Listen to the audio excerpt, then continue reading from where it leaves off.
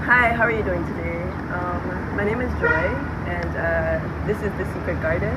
Hi, I'm Yunusa from Zaka Cafe.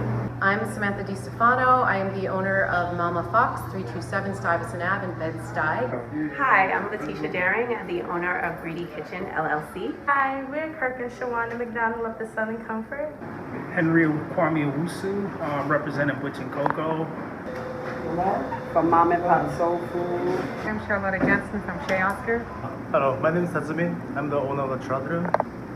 Hi, my name is Mireille. So we're just following up the situation of how to survive in this very devastated era.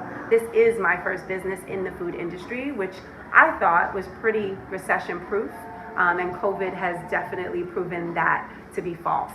We are in the process of still staying open during this pandemic the best way we can. I just wanted to say thank you for allowing us to be able to set up outside. That's great. It's great that we actually have the outdoor seatings now. However, it's still not enough at the time for us to really see the amount of people coming to the outdoor space and sitting down. We got the outdoor seating, and that's great because we have a giant sidewalk, but it's really, really hard to still make this income and catch up because we've been closed for 3 months. New York City has been very, very, very confusing with the communication about this open restaurant concept that was created to help us recoup some of the business. We have the outdoor seating, but it's only for five tables, or we have like 30 seats inside. Because of the rules and regulations, we've only been able to put 5 tables outside for people to actually dine, where previously we had a restaurant of 26 seats. We applied for our sidewalk seating as soon as it was available, and we now have 8 tables outside. We usually have like 6 tables full all day.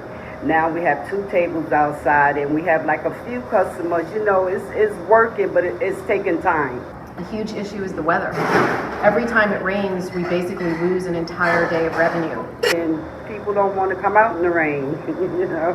Just today, as a matter of fact, I was crunching some numbers, and 12 tables on the best day are never going to give us enough revenue to continue.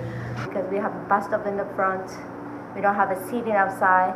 We have a very limited seating, only 4 seats outside, and it's not going to worth serving. I don't know what's going to happen. I don't see how these numbers are going to work through the winter. Like she said, we don't have any like outside space.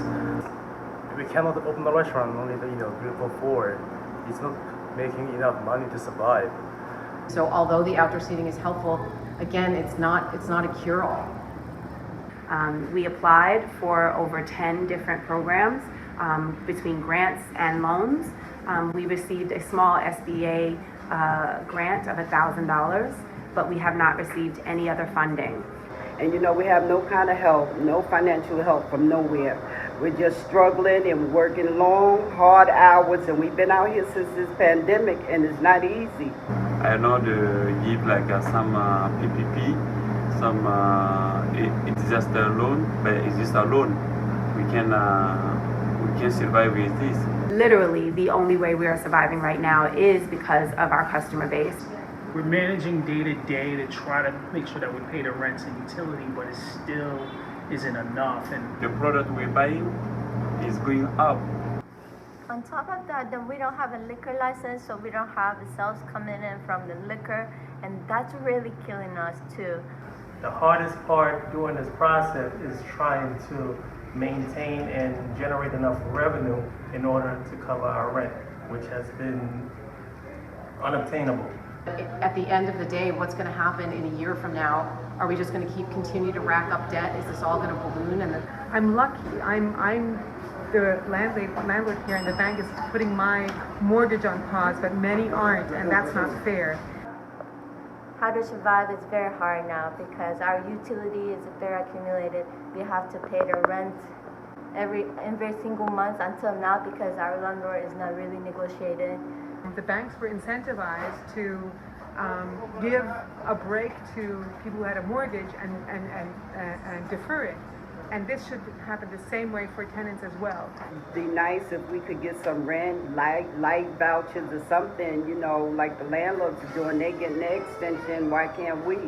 But I really hope that our officials that are having these conversations think about trying to grant us a lifeline of utility and rent vouchers.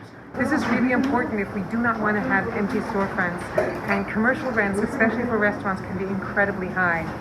Rent vouchers would be great. You know, if you guys have the money to do it, if there's, I'm sure you do. Just help us, come on. We want to make you happy, we're here to feed you, take care of you. Without the rent voucher and utility voucher, then we won't be able to survive. We love being able to serve the Bed-Stuy community, and we want the opportunity to stay here. But the way things are going, we will have to close our doors sooner than later.